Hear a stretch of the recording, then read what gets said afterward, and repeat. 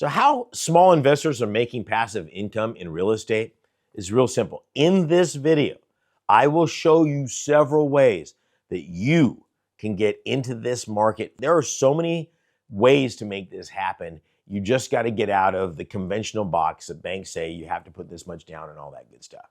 So I will show you step by step how to get to your first property in the next 90 days and start making that passive income. Okay, so stick around to the very end. I'll give you a little bonus on how to get some of these properties at pennies on the dollar. Okay, this is something that's been around for a long time. Just stick around. I'll show you how to do that.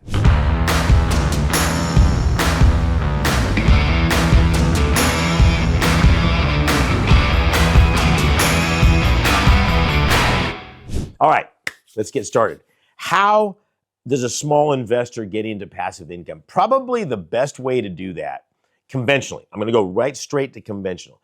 If you're a first-time buyer and you don't own a property right now, the best way to do it, FHA has got a new program where you can put 3.5% down on a duplex, triplex, or fourplex, no bigger than a fourplex. So I can go out there and I'm going to look for, if it's me and I'm a first-time home buyer, I'm looking for a piece of garbage, duplex, threeplex, or fourplex. And please don't tell me there's not one in your area. I didn't say you want to live there for the rest of the life, but if you live in one of those units, okay, and start fixing up that property while you're renting the other one out, once you get this one fixed up, you do the same thing with that one. Not only are you building tremendous sweat equity, but once you've been in that property for 1 year, you can rent out both units and go out and start doing other deals. That is such the most perfect foundational way to get started. Like stop, go, all of that stuff, go do that. Okay, it's an FHA program. It's been out for about 1.5 years now.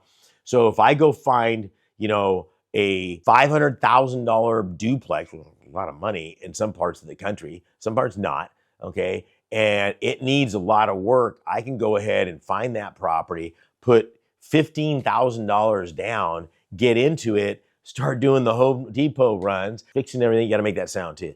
Okay, fix that whole thing up, that bad boy, move the other person over, switch places, start fixing that one up.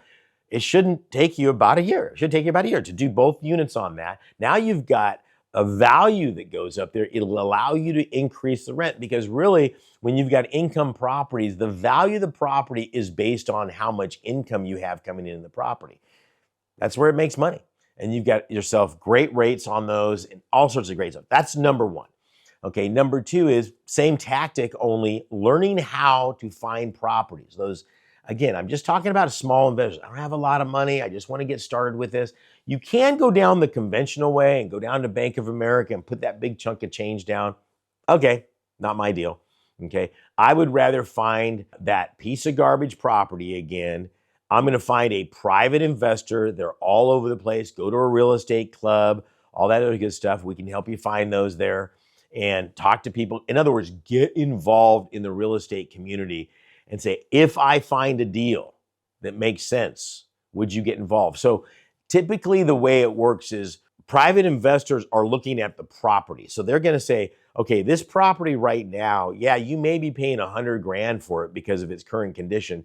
But when you're done fixing it up, it's going to be worth $250,000. Let's just use that for an argument. So we'll lend you 60 or 70% of that ARV, after rehab value. It is a phenomenal way to get into a piece of real estate.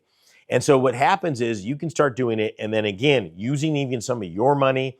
Maybe you've got an investor's card. What I like to call a investor's card is 0% credit card that's giving you some points.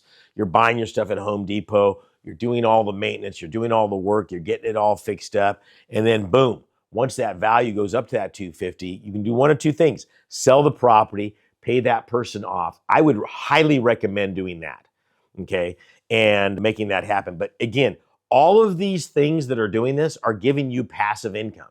So that duplex, passive income. This one, I'm rented out, passive income. So I'm paying off my investor, and I might switch over to a conventional loan. I might not, but at the end of the day, I can depreciate the property for 27.5 years. My passive income, depending on my total income, is pretty low.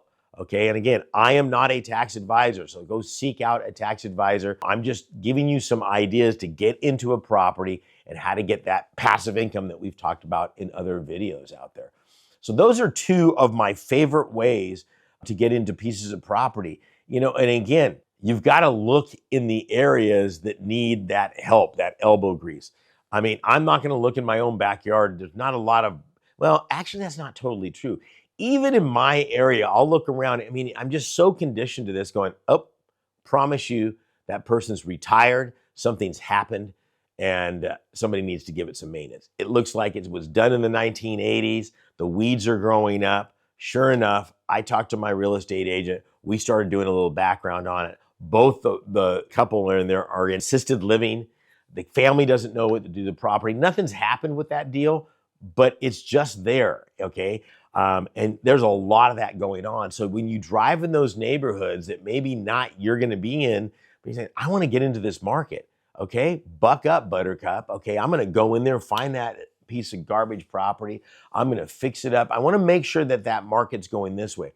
And instantaneously, all of these costs that I'm incurring at Home Depot, or those are tax, right, are deductions from your income taxes, and it goes against the profit of that property. You look at this thing and go, what's my ROI? What's my return on investment? Okay, now I've got this. I'm only paying taxes of this much on that. An even better way to do that is avoid paying taxes altogether, just doing and putting it in your retirement account. I've got other videos on that.